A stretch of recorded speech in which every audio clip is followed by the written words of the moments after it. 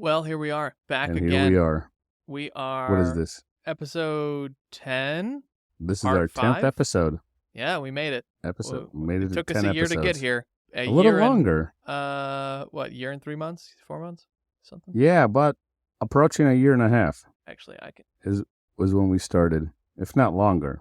I think it's actually a little longer, but I gauged the actual time frame based on my Amazon purchases for this microphone. Oh, yeah, it's probably longer than that. Because before you purchase those microphones, we probably spent a good month really diving into this thing. Like, are we ready? Are we really doing this? What is it going to look like? What are we going to talk about? How long the episodes are going to be? We covered a lot of ground in our initial conversations without noting anything. And then we got the mic, and then we started making Google Docs and spreadsheets and all the other good stuff that So I ordered we currently this have.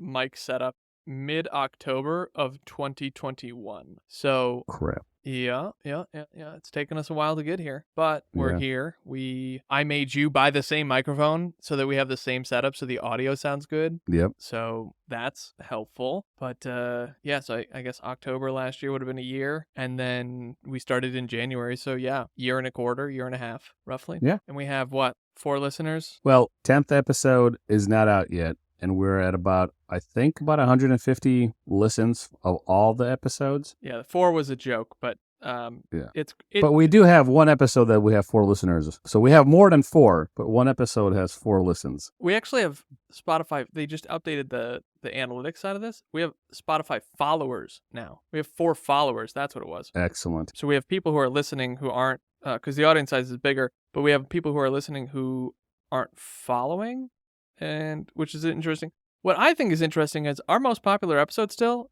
is A Study in Emerald. Yeah, that's amazing. So I'm surprised. It's amazing because I'm surprised. Yeah, it surprises me too, because I wasn't super confident after that episode. I mean, I think we had some flubs. It was episode 3, right? So honestly, I think until, what was it, last episode where we finally had this microphone? 2 episodes ago, something? Well, this microphone we've had for about 3 or 4 episodes. We've had the nice setup.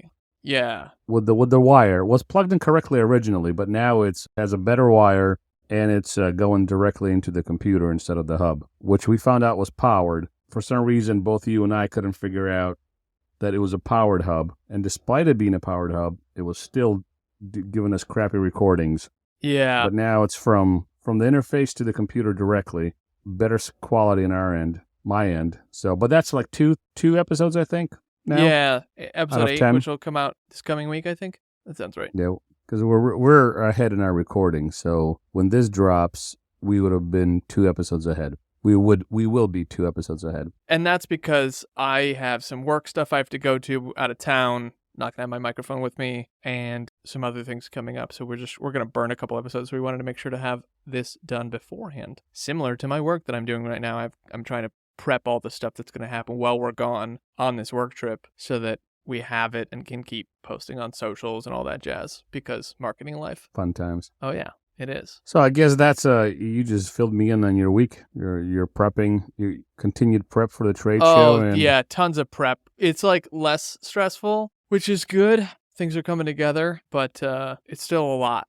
It's still sure. No, it's our Super Bowl. So yeah, and I feel for you because you're kind of one-man show for this thing. Yeah. I've ran our Super Bowl show for the trade association I worked with. There was a communications department, a marketing department, and the development department.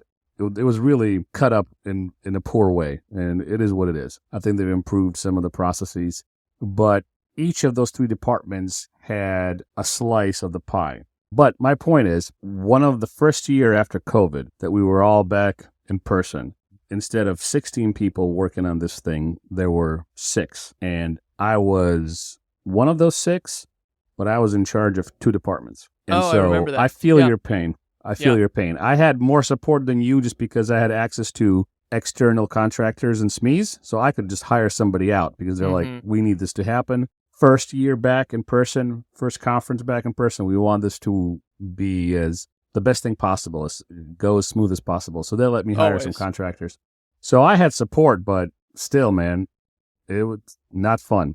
Running trade shows, not fun. It's a lot of work. It is. For those listening, SMEs, SMEs, as they're called, subject matter experts. So they're people that you go to about whatever the topic is. So if you're working on a company that does fire hydrants and you've got a SME who is a seller of fire hydrants to the government, you're going to go, hey, can you write me a blog post and a social on the metal you use to make fire hydrants, whatever, and why it's great. Right. So that's what a SME or an SME is. For those, now you know a little bit more about marketing. There you go. There you go. What do you say we dive in? What do you say we start with Shalon and Jasna? Let's do it. What hands-on philosophy? Some hands-on philosophy. Run us through the breakdown of this section. What does Shalon go through? Well, Shalon goes through a few things. She is at the point where she's ready to steal the Steelcaster because her family is running out of excuses and running out of time, but she's having qualms about it. She's worried that not only will she not be successful, but even if she is this the right thing to do? And in the midst of this, Jasna takes her into the streets, takes her into the bad part of town, in one of the seediest alleys in that part of town, and proceeds to kill 4 people who arguably deserved because they were trying to rob and rape Jasna and Shalon. But Shalon responds by victim blaming Jasna.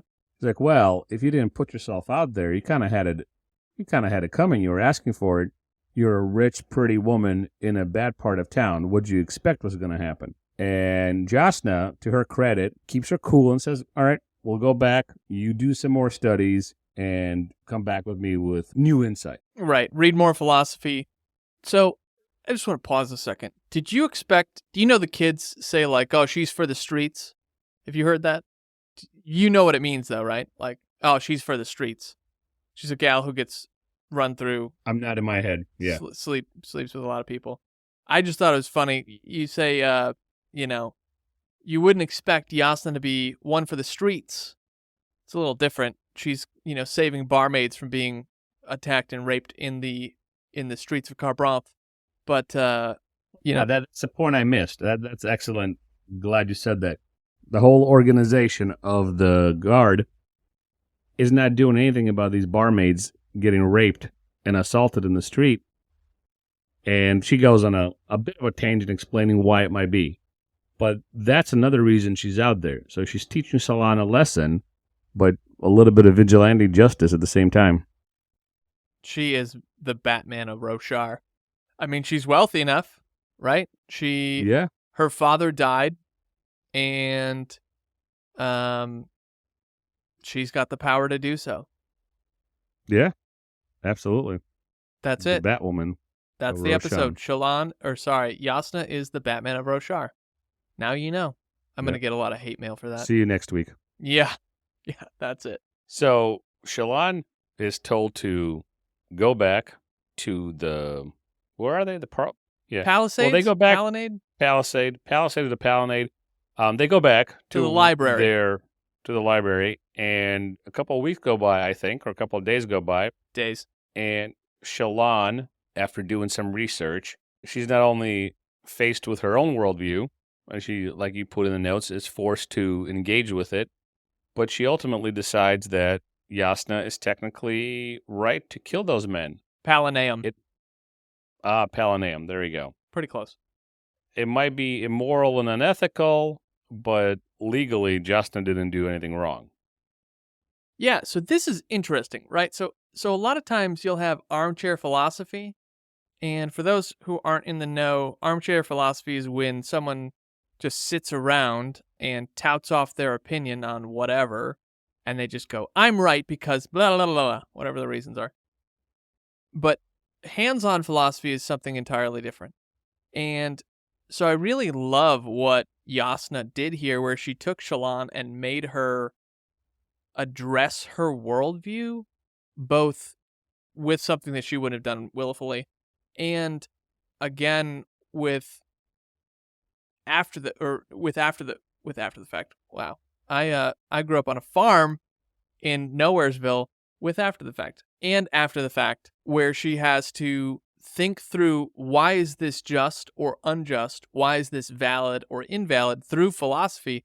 And no one, I've never read another book that has made philosophy so digestible for an average reader like this. I read philosophy and it's fun, and sometimes a lot of times it goes way over my head, but it's enjoyable because it requires me to think deeply. But Jasna breaks this down, which means that Sanderson also took the opportunity to go, how can I boil down philosophy for an average reader so this doesn't get too lofty, but it's still clearly an intelligent woman talking about philosophy? And I think that that's just brilliant. The way this portion is written, and I'm talking about Shallan looking at the philosophy book, studying this, coming back to Jasna, explaining herself, realizing that Jasna is right, not only she doesn't think she's right. Jasna is absolved legally for the killings, and Jasna makes a valid point, even though Shallan doesn't agree with it. The way that's written, and then Jasna's response is prodding Shallan to think deeper. I think you're exactly right. It is written well, where somebody who doesn't have a lot of exposure to philosophy can go, oh, okay, I kind of understand. And if they don't even say that, at least the discussion is understandable to the reader in its context. Forget what their attachment or lack thereof to philosophy might be prior or after the reading. They get exposed to it, and it's easily grasped. Yeah, so I don't think we covered this yet, and if we did, then sorry. So just before Jasna takes Shallan out to have hands-on philosophy, Shallan is realizing that she doesn't have the capability, she doesn't have the power of will to steal the Soulcaster. Right. And then she has this hands-on philosophy moment with Jasna out in the street of Kharbranth, where Jasna has a mass killing. Was it mass murder? 4 people? I think that's what I think it's 4 or more. It's considered a mass killing or mass shooting. Mass murder, yeah. Mass soul casting. And so then she goes back, and Shallan decides, because of Shallan's religion, that soulcasters are holy, that Jasna doesn't deserve to have this anymore because of what she did. Now, this is before Shallan spends the time thinking and mulling over and really boiling through the philosophical argument of, is it just to kill 4 men who were trying to rape, steal, and kill these 2 women?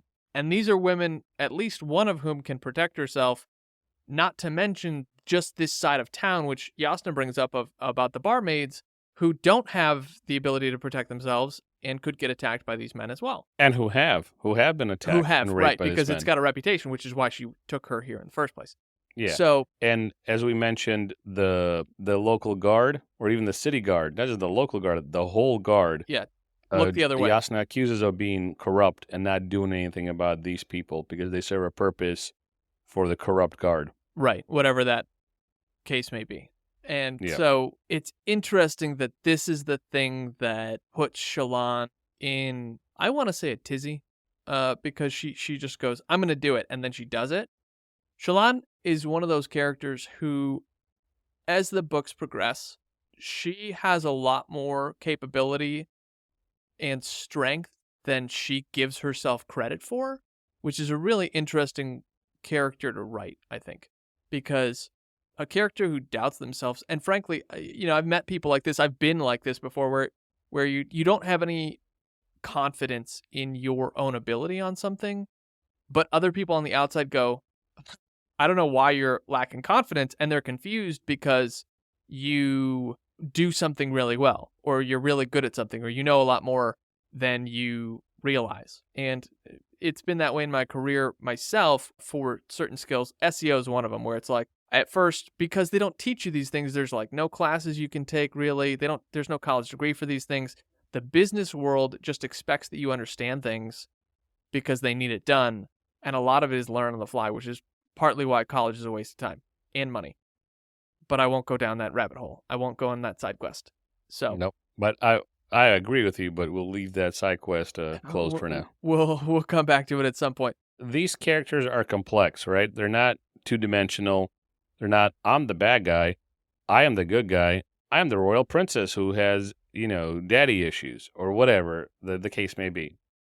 There's a complexity to even Yasna, who is maybe in most books or in many books could be very two-dimensional. She's the daughter of a king who's kind of a bitch, and whether or not that's true and revealed to be true or not, but here's her reputation, here's her characteristics. It's like tropey, if I make up a word. Yeah. Right? Yeah. I don't think Yeah. there's a lot of tropes here.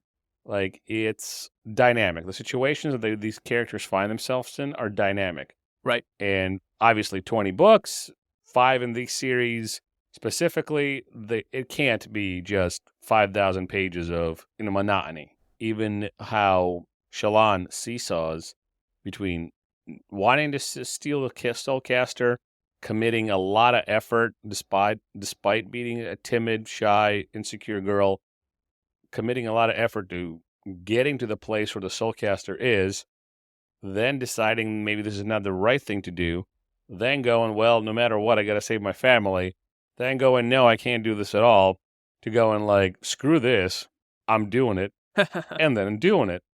You mentioned in the previous episode where every movie, every story, every book, like most stories are person A wants something from person B. So how do you write that well? How do you show that well? And I think Sanderson, and this is what you're saying, I think, Sanderson shows this struggle, for lack of a better term, within Shallan really well. Yeah, he does. This was actually, I had to look it up. This is his 6th novel from release. So his first novel was released in 2005, and then The Way of Kings was released in 2010. So he hasn't written the 20 books when he started this series, but he did write, and we talked about this a little bit before, The Way of Kings Prime, where he spent time kind of writing this whole book out before he had it developed to the level that it's developed today. And he also has this thing, and I don't think I've mentioned this before, where he'll have beta readers and gamma readers read his books. No, you mentioned this, yeah. Have I mentioned it on the podcast, though? Because I'm sure I've mentioned it to you. Yeah, I think so. All right, fair enough. I think you have. But in any case, it's worth mentioning again, so don't let it stop you. Well, yeah, the whole point here is just that he gets the opportunity, or maybe he's not gets the opportunity. He's created a system in his writing style that allows him to develop characters at a higher tier, a deeper depth, because he has people of various education levels and various interest levels and subject matter expertise levels read these books, and he says, tell me when you respond happy, sad, like what emotions are you feeling through the writing? And then he takes that, and I think this is the hardest part, honestly. He takes their feedback, he synthesizes it, and then rewrites the book. Not always like a full rewrite, but certainly heavy editing. And that to me is incredible, because synthesizing people's information, I helped a buddy of mine, and the book never came out because it still needed a lot of work, but I enjoy helping authors move their books forward, and he decided to do other things. But this is the way that I came at reading one of his copies is, hey, here are the problems with the book. Here's when I was happy. Here's when I was sad. Here's when I was confused. Even though I knew what was coming, it's like, by this chapter, I'm not sure what's going on, and I don't know why to care. I don't know why I should care. And that's because if you stop caring, and this is probably a good question for you, we're 45 chapters into this book. Have you stopped caring about Shallan? No, even though my opinions of her as a character have changed, right? Yeah. I'm still interested. What I said, 2 episodes ago now, was I am committed to Shallan and Kaladin. Right. Like, committed in the sense, I think I used the word attached. I am attached to their stories, no matter where they go, because the way they're written. And I know I've said this a million times. For me personally, the pace of the writing is just right. And that was the same thing for Warbreakers. That was the same thing for Shadows, Silence for Shadow. Shadows for Silence. I got you. In the Forest of Hell. That was a short story. Still, the pace was there. And here, there's a lot here. It's a long story. Yep. I am chapter 35 into 1,000-page volume 1. And to answer your question, I am not bored. Right. I care. Right. I care because I want to know, will Shallan steal? Like, will the Jasna's little escapade, hands-on philosophy lesson in the streets, how will that change Shallan? Right. And no, go ahead. It's okay. So this is where the depth comes in. Is good novels have characters who each have their own priorities. Dalinar has his own priorities. Adolin has conflicting priorities, but he's still his son. Kaladin has his own priorities. Moesh, Teft, like side characters, the interludes, the freaking interludes. These people have their own priorities, and Sanderson somehow has captured the ability to look at a character and go, okay, here's enough information for me to write on them, do a draft, show their priorities, hand it to some gamma readers, beta readers. They give feedback, and he goes, okay, interesting. And then he synthesizes that into the fuller narrative that is the Cosmere. And I'm sure that the process is not this simple, right? Like, he's got a team. He literally built a company around his authorship. Him being an author, he has a full company, which is unheard of in today's modern world, right? Like, even some of the people we read, like Poe and H.P. Lovecraft from the early 1900s, these people didn't have companies. They were failed writers. They didn't make any money. And frankly, you've got Stephen King, Neil Gaiman, and like Tolkien didn't even make a ton of money from his books. Like, most of these authors who made money afterward, or like their trusts or whatever it's called, estates, that's the word, they made money after they died. Like, I don't know a lot of big authors who made money while they were alive, right? I mean, Stephen King. Right. Well, yeah, I mentioned him and Neil Gaiman. Who am I forgetting? Like, there's not a lot of people who are living and their whole thing is to be an author. Malcolm Gladwell, but he found a way to take other people's research and make it his own, which I don't think we'll ever read his stuff on here because it's more like fantasy, sci-fi, fun fiction stuff. But his stuff's really interesting, right? So, well, I think if you look at the writers who produce like mass paperback or mass market paperbacks, and some of them are decent, like Grissom, Michael Crichton. Oh yeah, Grissom. Like those type of writers, they make money hand over fist. And romance novels. I should give credit. I don't know any of the author names because I've never read any of them because it has no interest for me. But I do know that is a genre is booming in bucks. Yeah. Figuratively and literally. Buck. Exactly. You're welcome. But if we're talking about novelists that are not necessarily mainstream, they kind of have a niche, right? Like not a lot of authors raking the dough in those realms. No, not at all. All right. Well, enough on that. Bring us back to the story. So Shallan was able to steal the Soulcaster after the hands-on philosophy event. She writes a paper. She does a lot of thinking and addresses her worldview. She does a lot of thinking. And comes back to Jasnah. She goes, all right, it was right technically to kill those men, but it was unethical and immoral. And Jasnah's response was... So morality and legality are two different things. She asks a question. She doesn't even give an answer. Right. So is that what you think? Maybe she's Jewish. We're allowed to say those jokes. Yeah. Shine your star. Don't add us in the comments, Kanye. So Shallan steals it. Jasnah challenges her, and then Jasnah tries to delineate between morality and legality, right? And what does Shallan say to that? Jasnah, what you did is wrong, even though it's legal. And then I remember Jasnah's, question to her. She's like, oh, so morality and legality are different things. Right. So Jasnah ends up challenging Shallan with, and this is like very much a teacher thing to do. She goes, okay, I read your paper. I think you have and this is such an interesting like philosophy 101 thing to me. She's like, I think you believe what you've said. And Shallan's like, but I still disagree with you. And Jasnah's like, that's fine. I don't care. And you brought back something into my memory bank. She also says, I believe that you believe what you believe, right? What you've said, and that you have a fair grasp on the stuff you read. I think you have a grasp. She didn't even say fair. She didn't qualify. She said, You have a grasp on the stuff you studied, and you came up with your position rationally. You took the time And there's to validity, warranted, a valid argument. You made a right? Yeah, valid argument. yeah, warranted belief, if you will. Which I won't side quest on that, but that's like a very big phrase in philosophy, is like having warranted belief, not just belief, warranted, which means it's justified and valid. Anyway, yeah. So she does that, but then Shallan has this, self-reflective is not the right word. She has this come to Jesus moment, if you will, where she's like, well, I've accused Yasna of these things, but I stole this soul caster, and she has to then address her worldview with her own actions. She has to look inward, right? And what does she do after that? After stealing the Soulcaster?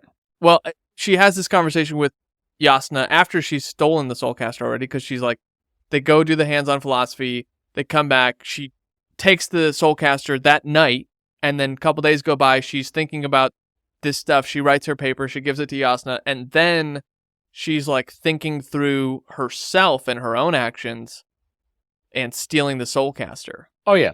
So she's still having a back and forth with herself. She's like, did I do what is right? How will Yasna react when she finds out? Now that I have it, what do I do next? Do I leave right away? And she decides to leave. And even as she's trying to use the Soulcaster, like hidden away in the garden, she's still processing if what she did is right. And, even though, yes, Yasna killed them, and that wasn't right, Yasna still trusts me. I am her ward. So there's this a battle within her conscience throughout the whole thing. It's honestly another one of those moments to me that reminds me of Crime and Punishment, where someone takes an action and there's a self-inflicted emotional or mental wound. It's probably both, honestly, where someone has tarnished their own conscience by their actions, and their conscience is going, that's incongruous. That's incongruous with who you want to be. That's unintegritous of who you want to be. Syl does this to Kaladin a couple times, where she's like, I don't know if that's lying or not. Where she's like challenging his actions, and we'll get to Kaladin here in a minute. But it's so fascinating to watch this happen, because I said previously that Crime and Punishment's the worst book ever. But to me, not sitting here and watching someone toil with it in the midst of their everyday life, and like, I don't have to be trapped in their own mind the whole time, that's much more interesting to me, because they're also taking actions. That's why when I read Shallan's parts, I'm interested in what happens next. I am trying to understand how she's thinking, what she's talking about, internally, what's coming out of her mouth when she's with the Artenant and with Yasna. You see the struggle there, right? You see her internal thoughts. You see how she acts in spite or despite of them. And that's what makes her an interesting character. I think it's in this section. It might be in the next one or in the previous one. Everything's melding together these past couple of weeks. But even her feelings towards the Ardent Capsule, there's a lot of conflict there, because, and it all goes back to her family. How will he respond? I think he loves me. I kind of have feelings for him. Oh, he's willing to leave the Ardentia, the priesthood, Ardentia basically, for her. Yeah. And what will he think when I bring him home? What will my brothers do if I bring him home? He's a stranger. Shallan's going through some stuff. You're there on every sentence, on every page. You're like, this girl is struggling through this immense problem.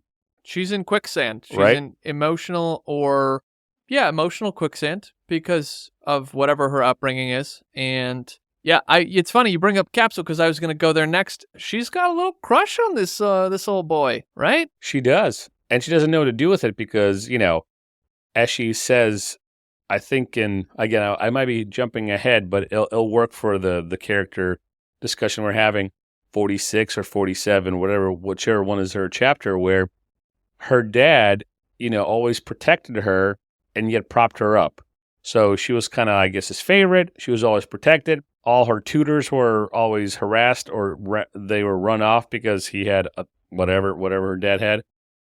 But at the same time, he kind of propped her up and paraded her around as, I'm assuming, based on just a few sentences that we were given, as his favorite, as an example. Maybe that's why her brothers, have the problems they have, at least Nambalat. Yeah. So she is a sheltered girl that had some heavy, I don't want to say burden, but there were some responsibilities that she had as the daughter of her father that really messed with her. So it messed with her self-confidence. It messed with her understanding her own calling. At the same time, she was sheltered away from the world. So when she meets the Ardent, she's surprised by the feelings she's having. It's not even like a young girl discovering love or discovering feelings for a young man in school or something, whatever. Pick a situation. She's an older, younger woman. She's, I think, like approaching her 20s, if not in her 20s. And as a woman, she is confused by the feelings she has for this guy. And I think if you're carefully reading her story, at least what I get out of it is that's the sheltering, and that she, the overprotective father leads to this girl completing some pretty amazing feats, like to get to Yasna, to steal the Soulcaster, to do all these things, and in the midst of it going, I don't know how I feel about this boy. Now, I'm sure people are sometimes confused about how they feel about the opposite sex, and they're not sure, do I like her, do I like him? But for her, it's times 10. And that's 100%. why it stands out to me. That's why it stands out to me. It's not just some guy or some girl. I'm not sure how I feel about Julie or Bob or whatever. That's valid. This is a girl who's, again, completed amazing feats given her character and given her limitations, and then is completely confused, like flabbergasted by just maybe having a crush on a guy who she thinks is cute. Yeah, she was so sheltered growing up, right? Like, and you touched on this a little bit, but Capsule's an interesting character. I don't know how many chapters you've read ahead at this point, but I'm at Strawberry. I just finished Strawberry. Okay. Well, yeah. So, before but that's for that, next time. Yeah, before that, what did you think about Capsule and his inappropriate relationship with Shallan? Ooh.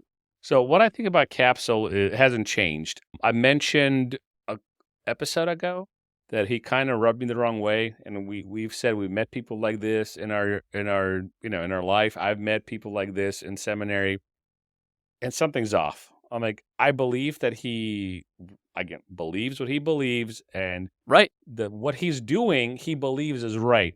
But his approach to things, I'm not fond of. I don't like it. He's such a nice guy. Oh, just a nice guy. He also wants to win Yasna over to Warrenism as the religion. And I think, correct me if I'm wrong, I think the fact that she has a soulcaster and one of the ancient soulcasters, or one of the OG soulcasters, that is also heresy. a problem. Yeah. Well, more than just yes, it's heresy either way, but because it's a OG soulcaster, that's an additional level of problems for the Ardents. Oh yeah. Am I correct on that? Yeah. No, okay. Anybody who has the soulcaster and like doesn't believe, which is rare as it is from the sounds of it, from the world that this is, everyone believes something. I mean, in one of the interludes, we saw this, group of people on Roshar, because everything happens on Roshar, that believes in these two gods. Like, everyone believes something, and Yasna's like, nah, the Almighty's dead. So her having one of these holy relics is pretty bad. But the thing is, they can't take it away from her. She's super wealthy. She's sister to the king. Her father was king. Like, you can't just take that away from her. Her mother's, this well-known researcher and inventor of fabrials and stuff. So, yeah, it's interesting. Yeah, I think I lost track of the answer I was trying to give you, but here we are. Sometimes side quests end up leading to progress. That was supposed to sound a lot more wittier. That's what I think about. That's what I think about the Ardent is. Capsule. I don't like him. Capsule. Yep. I don't like him, and having read what I read in chapters for next episode, I don't like him even more. And I guess, see, I don't think he's a bad guy, and maybe I'll be proven wrong because I made some assumptions and I've been proven wrong. Right now, I don't get the sense that he is a bad guy in the sense that I might say Gaz is a bad guy. He's not skeevy, Right. but there's something that's just there's something that rubs me the wrong way. So Capsule, going to a point that we mentioned a minute ago, or a few minutes ago, Capsule has his own priorities. Oh, sure. Right? And those get revealed soon, which, you kind of allude to, and we'll just kind of leave it at that for right now. But there's a lot more going on here. The beauty of the writing for the Cosmere as a whole is Sanderson mapped out a huge portion of this, and he's like cutting off chunks, and then he's writing books on those chunks. But there's a lot more that's going on in the Cosmere as a whole that as you read more books, you start to become privy to. In the prologue, and even when you re-listen to this, you'll hear some of my clues that I give you that you don't know are clues because of how I've done it, because I've read the books multiple times. But even in the prologue, not the prelude, where we see the heralds, but the prologue, there are one-liners that when you do a reread, you go, oh, shoot. I didn't even know he mentioned that. It requires some reading from some other books and knowing what's going on with a couple more books deep on this. But that's how prepared he was in writing this book in 2010. He'd been working on the Cosmere for years, and it shows, frankly. Anyway, let's, any final thoughts on Shallan and Yasna and Capsule and... Oh, we missed a huge part. Sorry, I'm trying to jump the gun here. Yeah. Go for it. Yeah, go for it. So, Shallan decides to leave. Throughout all this muck that she's going through, right, she decides to leave. And Capsule comes by and she tells him she's going to leave. And then in the next couple of days, he comes by to get a portrait drawn, get a picture drawn, and she begins to draw. And for the second time, she draws something that's not there because she has a weird way, and I wanted to ask you this, and maybe you can give me enough for context. She blinks and captures an image with her mind and then draws that. So, yes, real quick side quest here. I love that she has photographic memory, and I love that this is the way that he talks about it. Anyway, keep going. Yep. So, she tries to do a portrait of the king. She tries to do a portrait of Capsule. And, well, the one with Capsule is her and Capsule together. Anyway, when she draws these two pictures, she sees like these glyphs or these forms. And in the place of the face, there's a glyph. And they're horrific, apparently. They scare her. And so she runs out of the room in the middle of drawing her and Capsule and runs into her room, and she starts hearing voices. Apparently these glyphs or one of these glyphs is talking to her, if not more than one. And in the middle of this, she soul casts. She turns a goblet that's next to her bed into blood. Yep. And because she's screaming like a lunatic, people are rushing towards the room. Yasna's outside the room. And so she decides, well, what am I going to do with this blood? Then she'll know that I soul cast. So I'm going to pretend I'm injured. And she cuts herself and faints from loss of blood because she cut herself too deep. Now it looks like a suicide. Yeah, she purposefully made a suicide attempt to circumvent the fact that she soul cast. And she doesn't know how she did it. Because she just knows that she did because she sees the end result. Which is it's an interesting, it's like finding out that you can run a 4-minute mile. Like, oh, I didn't know I could do this. It's just like, that's a terrible example because that involves effort. But doing a card trick for the first time and realizing that your fingers are so much more nimble than you realized. And you're like, oh, I actually have a knack for this thing. And then you try and do it again, but now you're thinking about it so you can't do it again. But I mean, soul casting is a whole different level because it's Roshar. But yeah, so Shallan has done this thing that she didn't know how to do. She's freaked out Capsule, And Yasna is curious about why Shallan is acting erratic. I mean, she already knows that she's erratic, but at least a little bit. She's seen it happen with Taravangian when she was drawing that stuff too. So, yeah. Well, what do you think's going to happen with Shallan? What do you think this leads to? Well, I know what this leads to. Not in the depth, next you book. don't. I mean, you know what the next step is, but in long term for the rest of the book.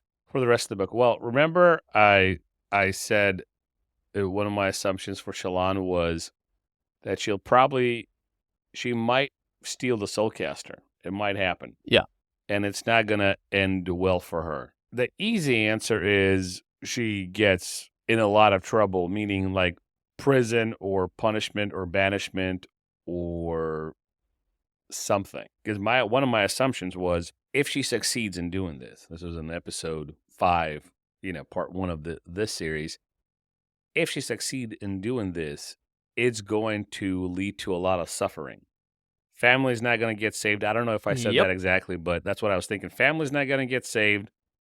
Nambalad's going to start ripping off legs from, bigger animals. But for Shallan specifically, Yasna will probably seek some sort of retribution. I think Yasna's going to have something up her sleeve, no pun intended, that will make Shallan's life hard is too simplistic of a phrase. Shallan is in the world of hurt.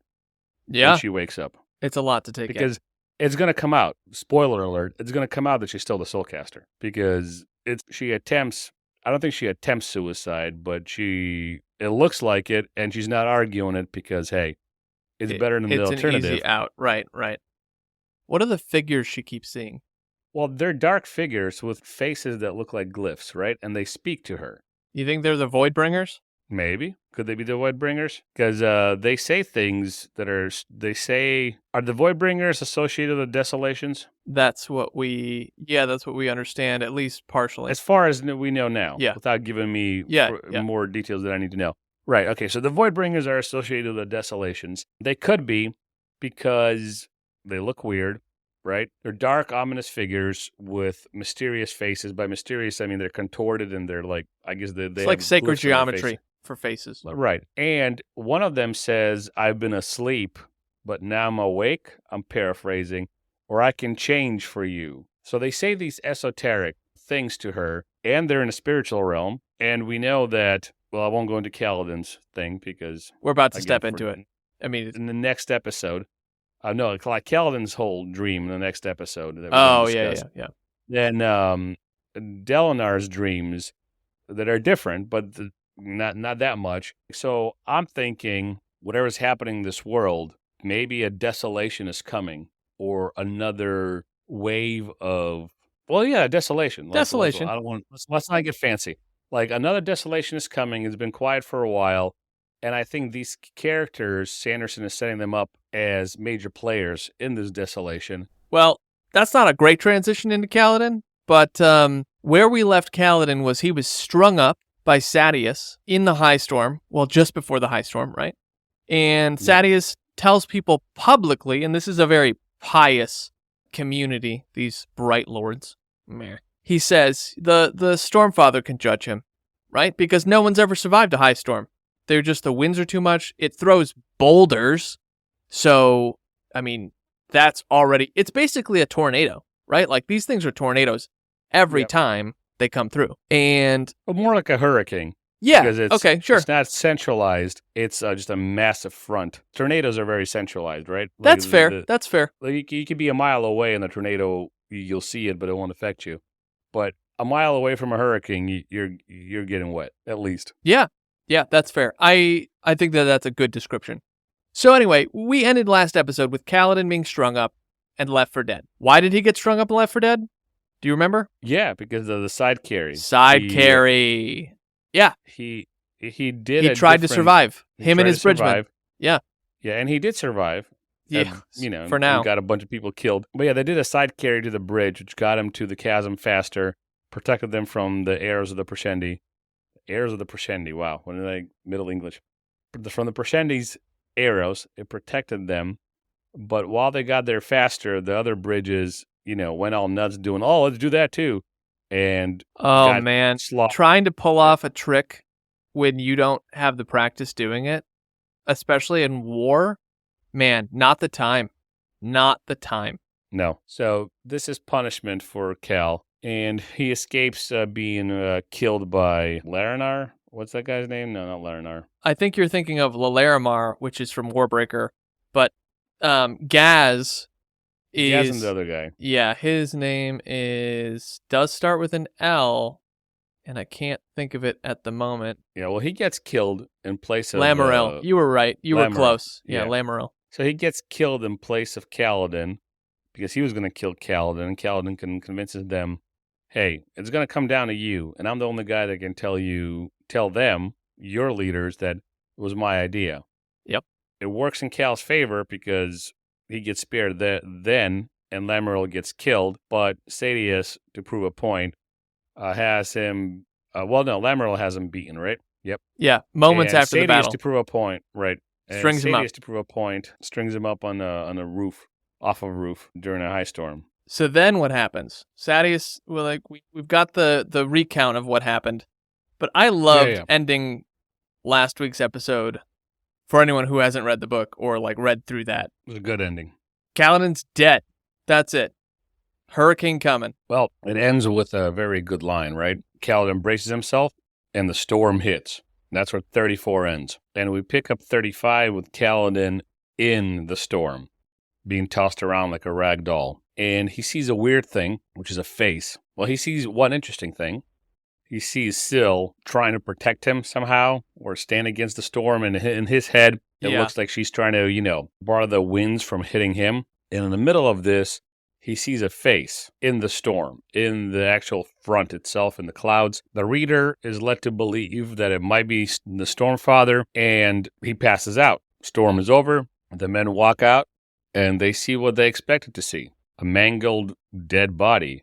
As they're looking upon Cal, he opens his eyes, which means he's alive. Barely alive. But he is alive. He survives the storm, fully survives, and even more quickly than people expected for anybody to to recover. But he heals very quickly, and he's out and about within 10 days. Well, but how does he? Let's zoom in for a second. How does he heal super quickly? Well, in the world, obviously some sort of miracle happened, right? No. So Teft came to him, and he put spheres in his hands. It says he put them into his hand, 3 diamond chips, and then Kaladin breathed it in. Oh, Stormlight. Yeah. Is that right? Yeah. Okay. So he gets healed by Stormlight, and presumably he also gets saved by Stormlight. He has a sphere in his hand during the storm, and he's able to somehow hold on to it throughout the ordeal. Yeah. So Teft ends up.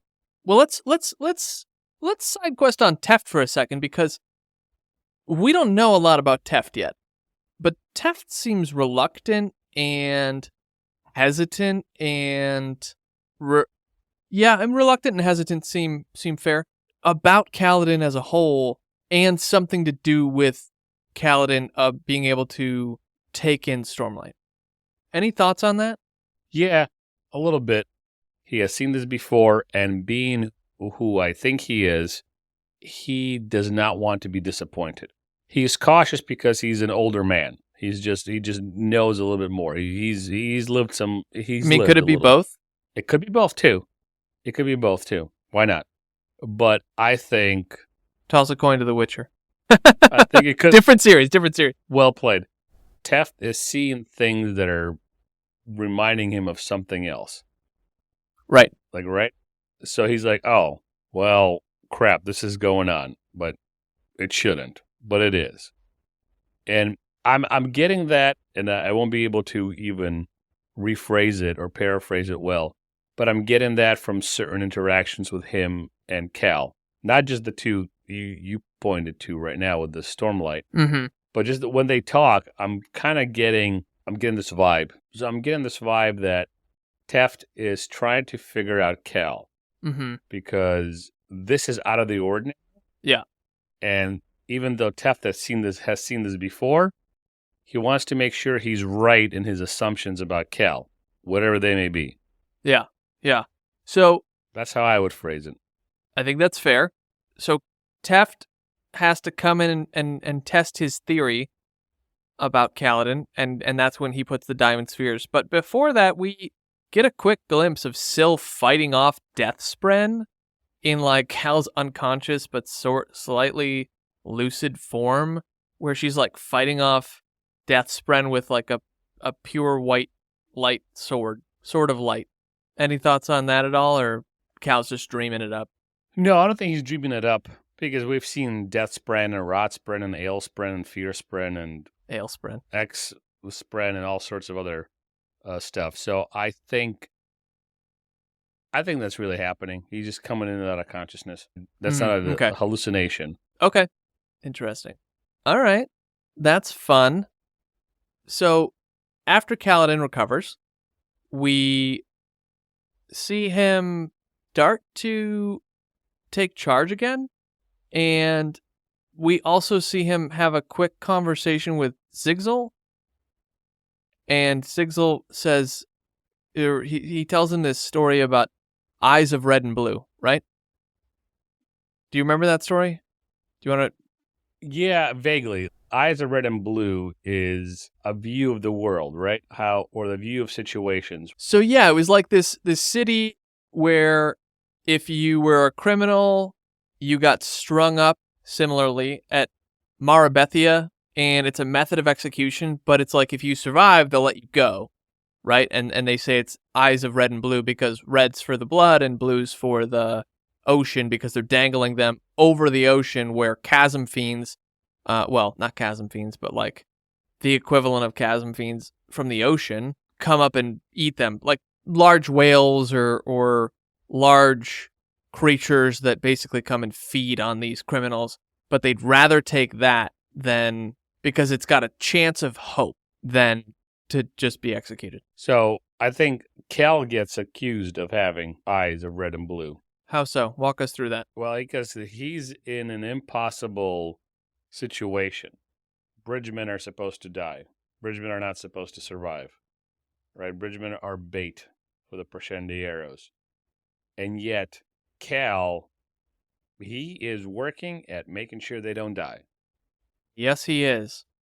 And that leads... Well, so we have two flashbacks, and then I want to get into what happens after he's basically recovered, and then there's a new Bright Lord brought in. So, but before the new Bright Lord's brought in, that's over top of them, authority-wise, we have two flashbacks in this section for Cal, and one of them is him having a rough life with seeing his childhood crush kind of be taken in by the new town Bright Lord, Rashon, and his son, and he goes to Rashon's manor with his dad, and he's like, I'm going to support my dad, and then he does what kids do, right? Like he has a passing moment of bravado, and then he's caught up in the moment and has outbursts of anger, and then is sent away because the men are going to talk. And it addresses it that way, like he's a boy and they're men, and he's sent away, right? So any thoughts on that? Yeah, well, so he shows a bit of bravado there, and then when he sees his crush, who just craps all over him,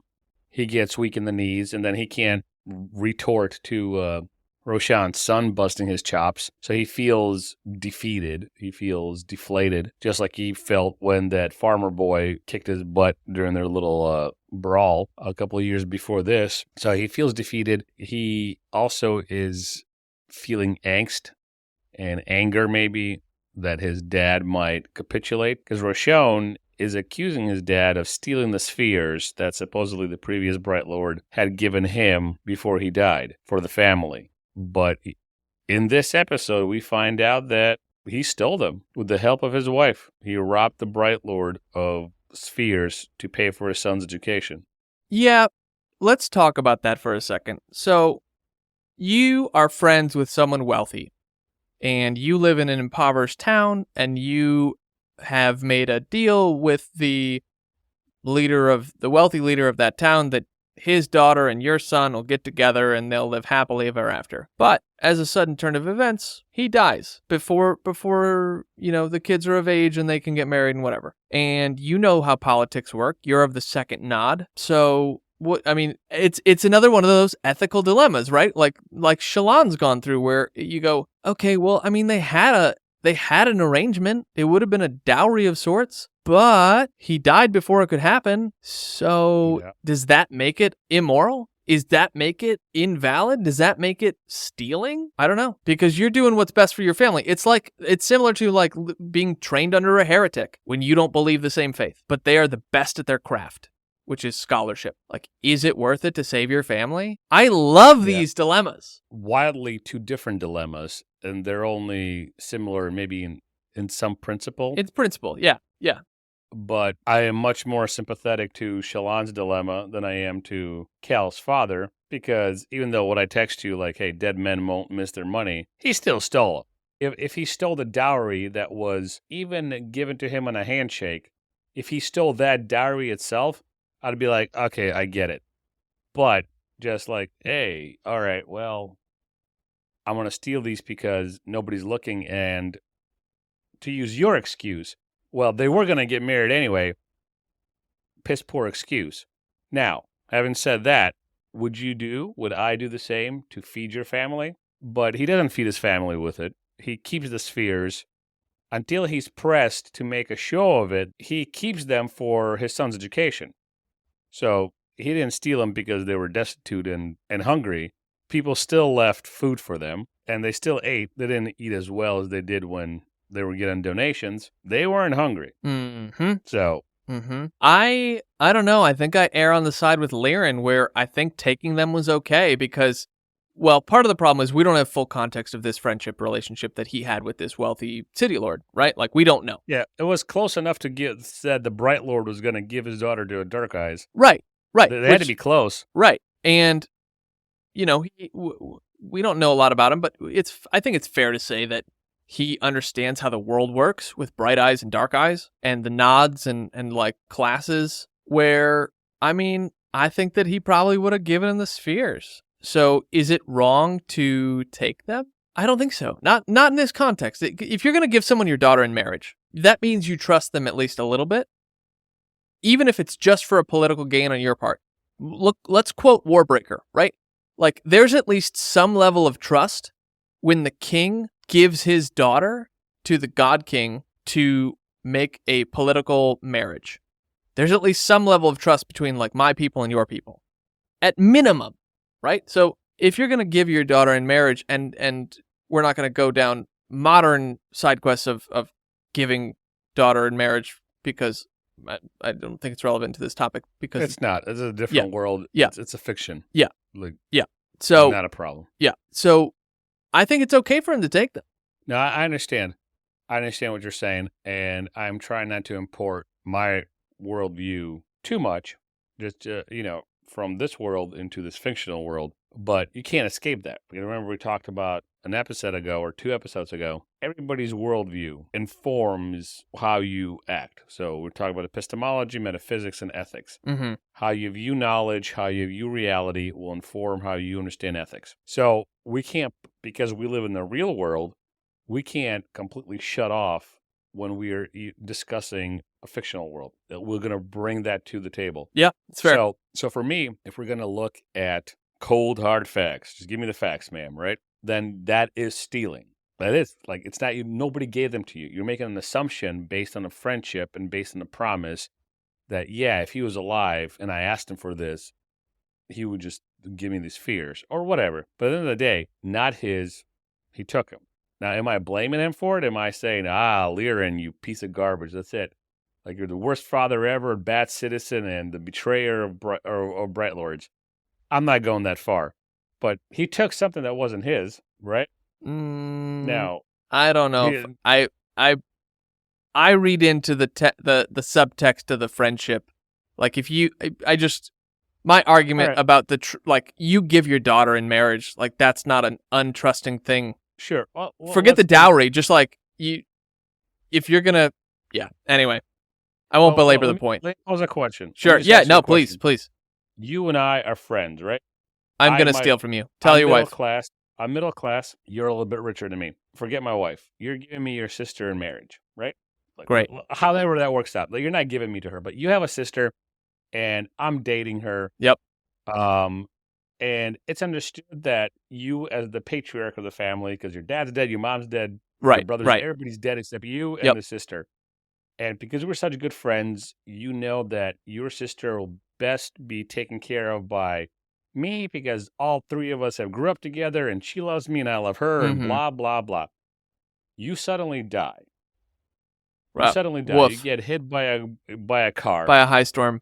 But yeah, Huh. it takes about 4 weeks to die from excruciating pain. You're in a coma screaming for us to pull the plug, but we love you and we don't. Okay. Great. Finally, we pulled the plug because, whatever. And irrespective of me marrying her or not, I know that you have, whether it's fears or a thing, something that belonged to you that is worth a lot of money.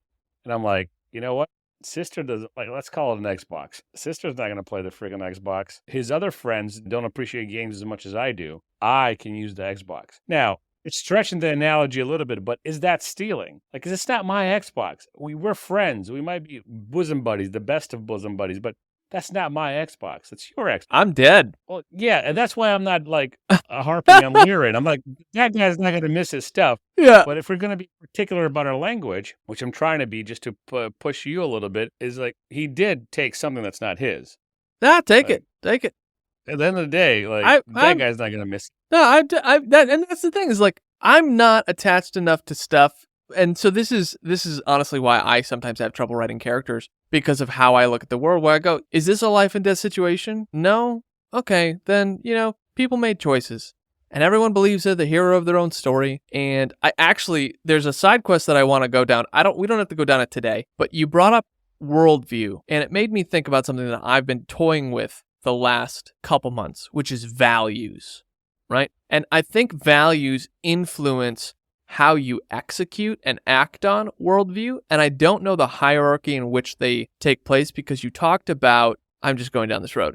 You talked about metaethics, ethics, and epistemology. Metaphysics, epistemology, and ethics, yeah. Right. But where do values sit in there? Because I think values is honestly the foundation for those things. If we're going to keep with these definitions, Sure. like that, epistemology is the study of knowledge. How do you know what you know? Metaphysics is, are we in a vat? Are we in a computer? Or are we in the real world? If we're going to be really simplistic. And ethics is, what do you do? Like in light of those two things, how do you act? And that's where your values are built. Because you can't have, I value life. Why? How do you know what life is? How do you know what value is? So you can't. So values place would actually values. be the core, and I'm just going to cut you off here to try to simplify this for the listeners.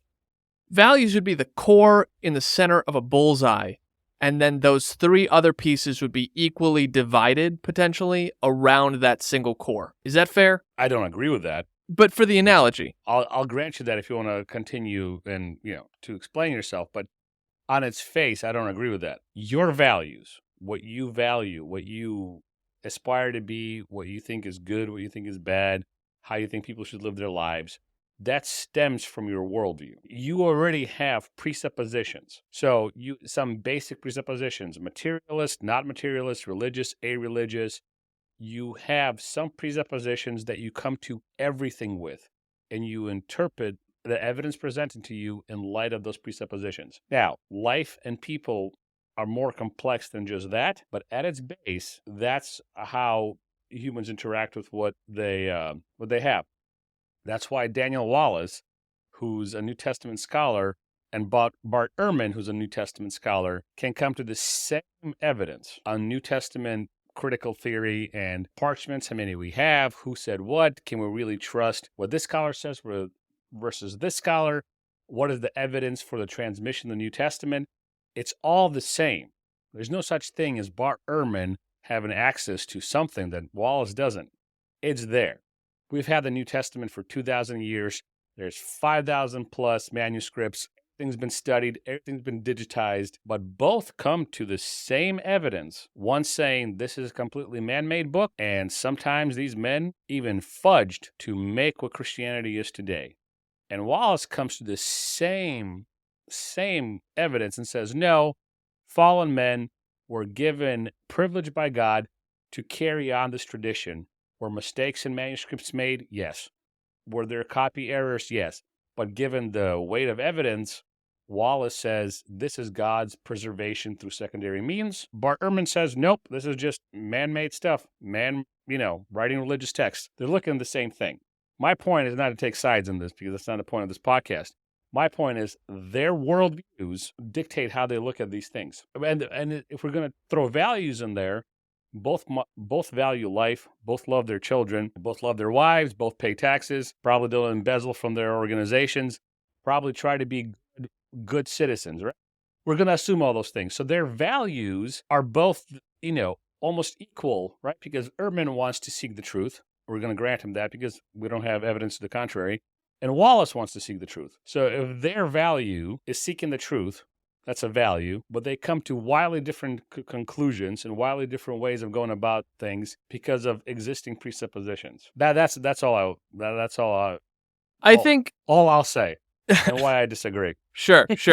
I think that values are deeper than that, and this honestly seems like a conversation for that other podcast type that I mentioned before that we won't go into here because I don't want someone to steal my idea.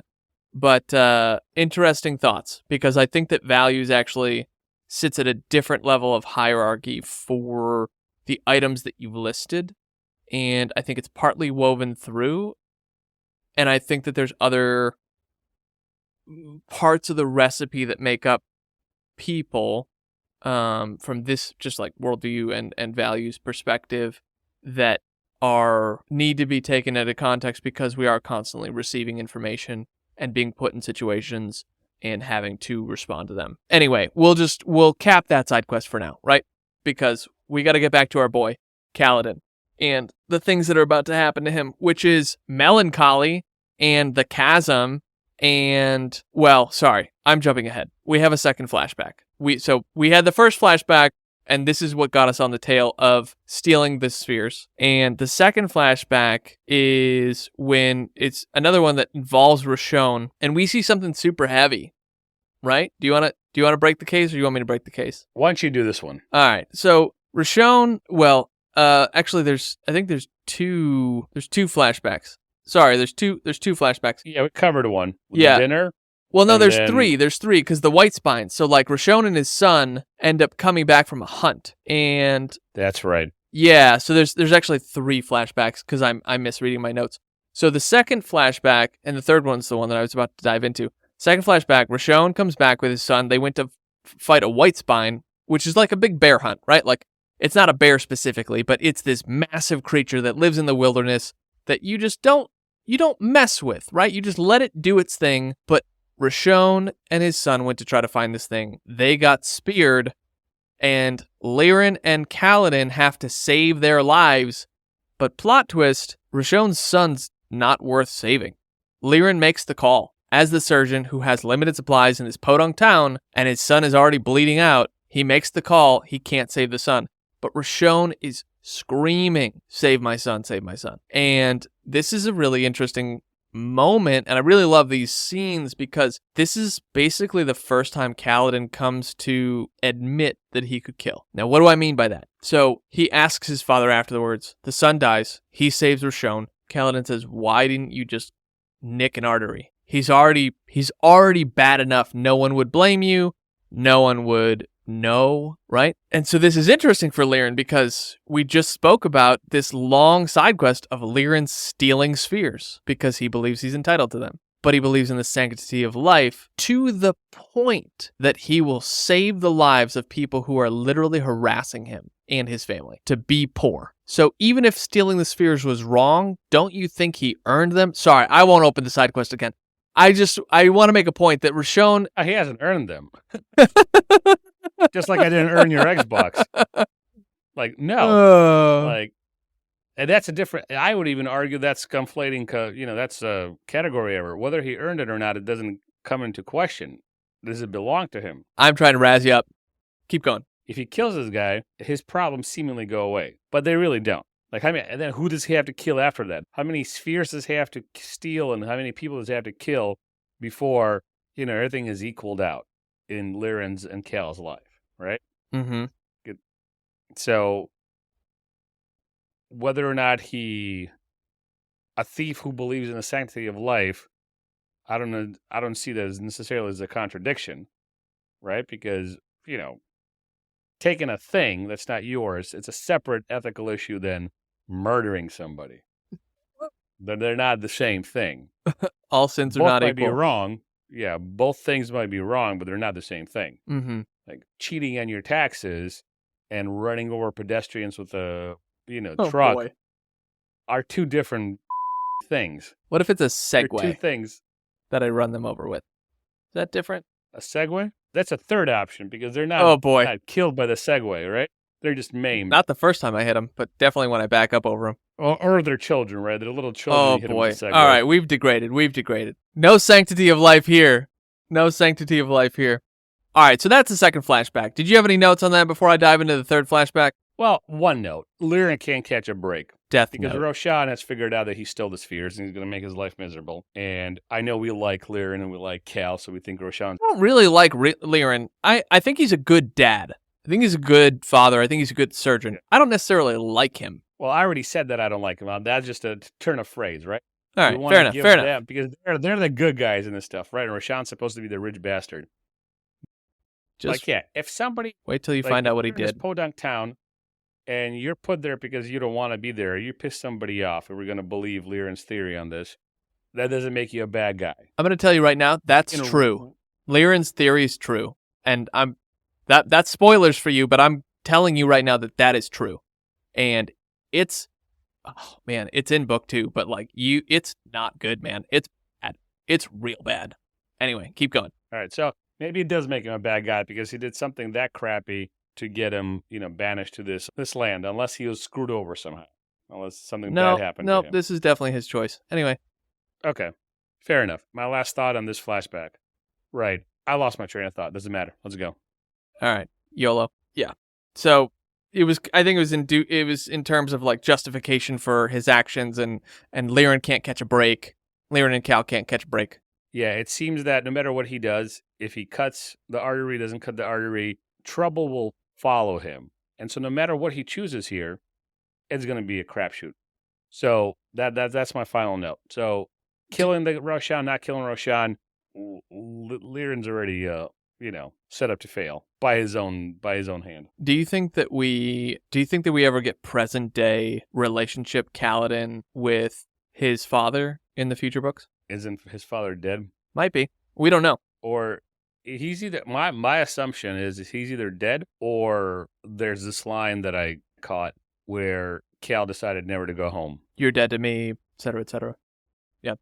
Well, so that leads us into the third flashback, and then we'll wrap up with the chasms. The third flashback is Rashon's cousin, Bright Lord Amaram, comes to the town and needs volunteers to join the army. And Rashon's right as city lord is to pick people from the town who are not necessary to join the war to protect the lands.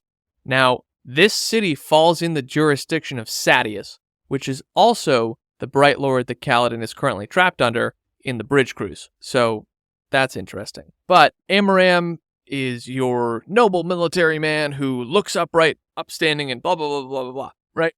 Well, we see he asks for volunteers. He gets 2. He needs about 10 or 12. And he reads off the names. Those people have to go. And then Rashon says, and then read the last name on the list. And it's Tien. It's Kaladin's brother. It's Kaladin's little brother who can't even not faint when he sees blood. And this throws Kaladin off guard. It throws his parents off guard. People die in war.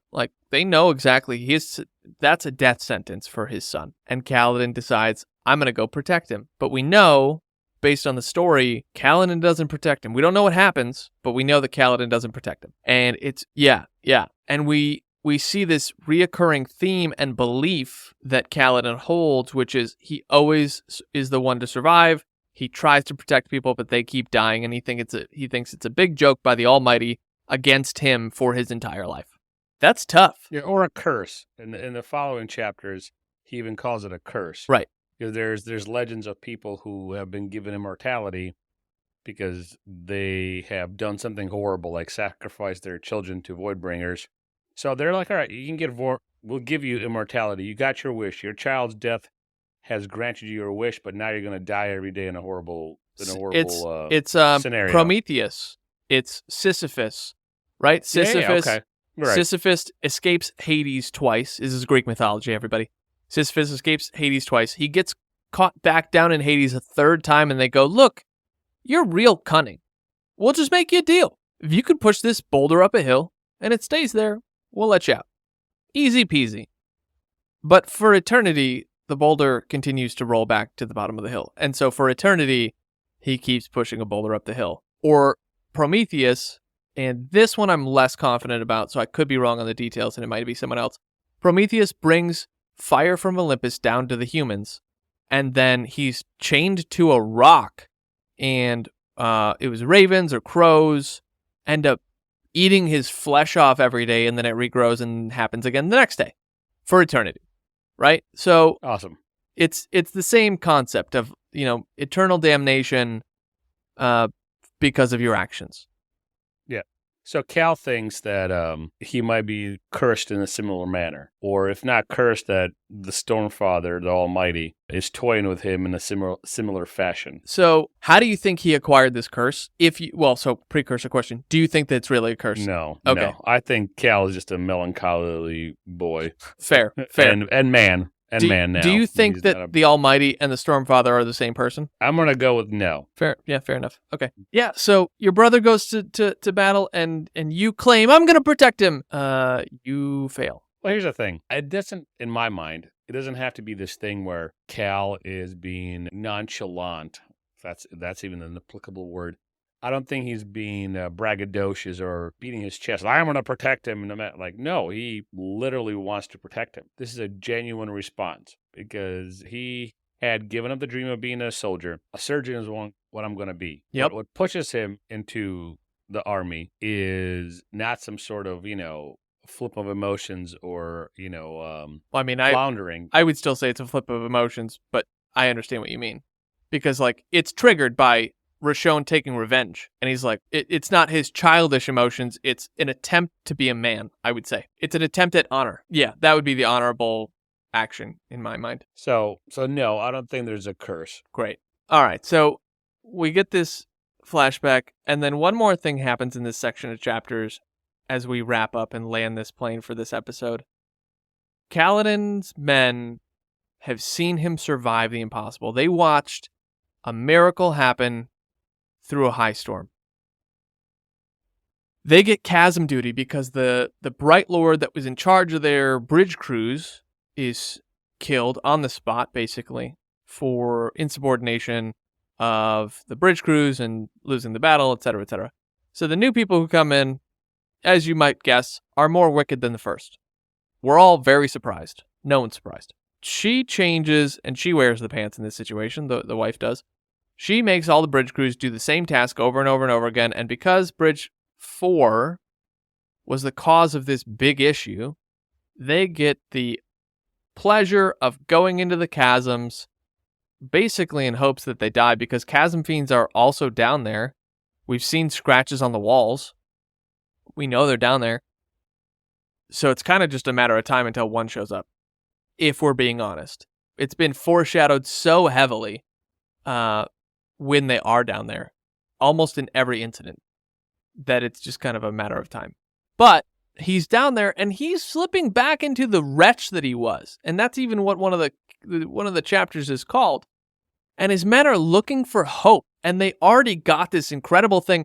Syl even confronts him, and she's like, hey, why are you being melancholic? You just survived a high storm. What gives? I'm paraphrasing, but the point stands. And he just wants to be alone. And Teft comes over. Love Teft. Such a good guy. And he's like, Kaladin, what are you doing? I don't remember what he says exactly, but he tries to get him to engage, right? And something draws him back out. Something reminds him that you know, if you're going to die anyway, you may as well die fighting.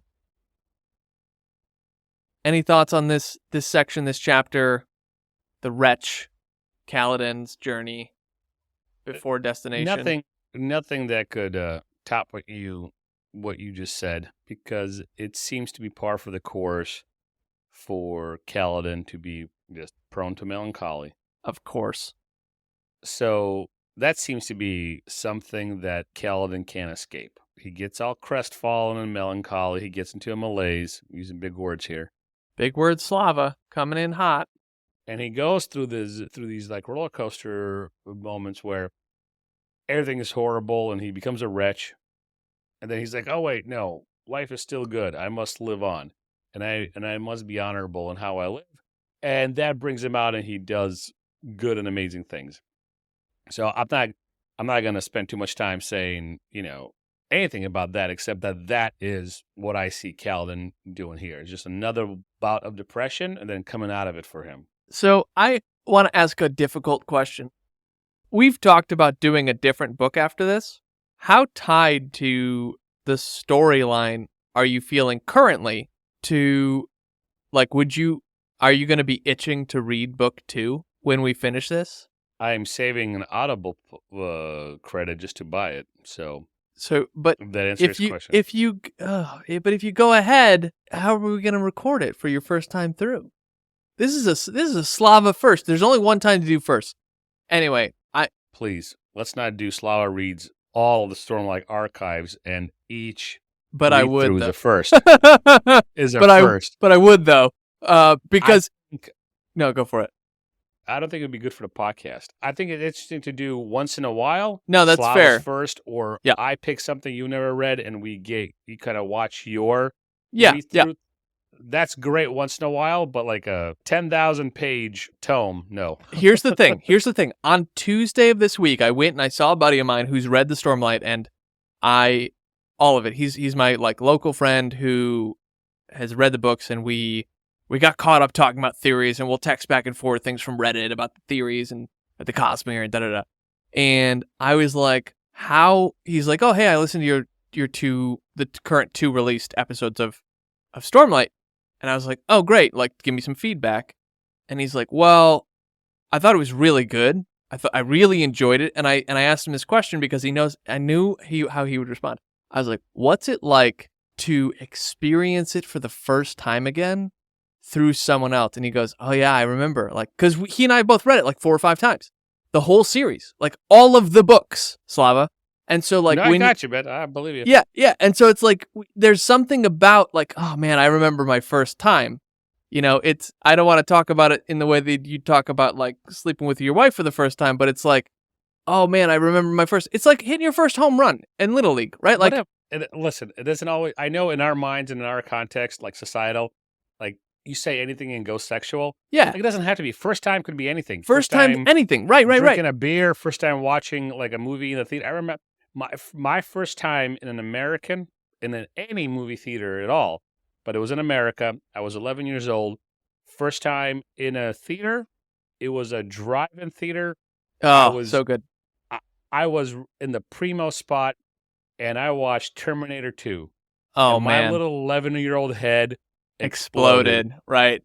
And you can never take that away from me. Right. T2 is one of my favorite movies because of that. Right. And it's not a bad movie, but it's not like cinematic gold either. But it's one of my favorite movies because that's it. So your right, first is all, whatever it is. Right. Your first time with anything, mundane or whatever. It's always going to be memorable. Right. Memorable. Goodness. Yeah. I got you. All right. Well, we'll land this plane here, but I'm just letting you know that Spencer and I, that's his name. Shout out Spencer if you get to this episode. Like, we understand. And going through first with the Cosmere is a whole thing. It's why I've suggested it a couple times. And other people too, even that Storm Pod that we found this week, it's like people enjoy watching other people enjoy this thing that we like for the first time. And then diving into it because it's like, oh yeah, I remember when I thought that about Dalinar, or I remember when I thought this about Liren, and then XYZ happened in book 37, right? Like, whatever. Liren becomes a Terminator and he goes to the future to kill John Connor. Well, listen, like one of my first assumptions, which was a wild one, I said, all this is happening in different timelines, Right? and Shalon is Sprin. That's an insane assumption. It is. Whether it was true or not, that's kind of like, whoa. But, how do you get there to make that assumption? Well, you're reading. This is your first time. Yep. But not your first time with Sanderson, so you understand the writer, and you're trying to, at least me, Slava, you're trying to pick the least, I don't want to, obvious, least cliche, least tropey answer, and you're like, all right, what would be very interesting, but also not completely out of the realm of possibility, something that Right. sounds stupid, but something that's a little fantastical, but not tropey. So I'm kind of like thinking through. I'm like, all right, I think this might be it. It seems like that'd be interesting, and it seems like it could be it. Right. So all that stuff, of course, is interesting when the first time you read through it. And as you read on, you're like, all right, Syl is Syl, Spren are created beings. Shalana is this girl from her place. Yep. She's from her place. Her home. That's true. That's where she lives. Man, accurate statements. Yeah, that's it. All right, let's land Whatever. this plane. I'm going to leave Slava with a fun tidbit because he hasn't read ahead as far as I've understood. So in a couple chapters, Slava, we're going to meet Hoyd. Do you remember who Hoyd is? Yes. Who's Hoyd? Yes. Hoyd is the guy that's being sought by 3 That's world correct. hoppers. That's correct. And, well, we're going to meet him. So That's excellent. interesting things. I might be meeting him in a chapter or two because it's coming up. It's coming up. Yeah, this next section. Anyway, folks, thanks for diving in. This episode, I think we're going to cut it down, but it was a little long. But I mean, that's the case. 2 hours and 20, but we'll cut it down because there's what I do for this for you good people is if we ramble on too long, even if some of you might enjoy those rambles, for the other normal people that are not like us and you that enjoy the ramblings, we cut it down so it's about an hour and 10 for these things.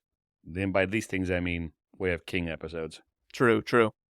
Well, stay tuned next time where we discuss more chapters, which will be chapters 46 to 51 plus 3 interludes. And we are halfway. This was the halfway mark for the episodes we're doing. And I'm still trying to make episode 10 be really special and fun, and might actually be getting some of the details worked out tomorrow. So I'll see. Hopefully that's the case. We'll find out. But that's all for this week. All right. Goodbye, good people.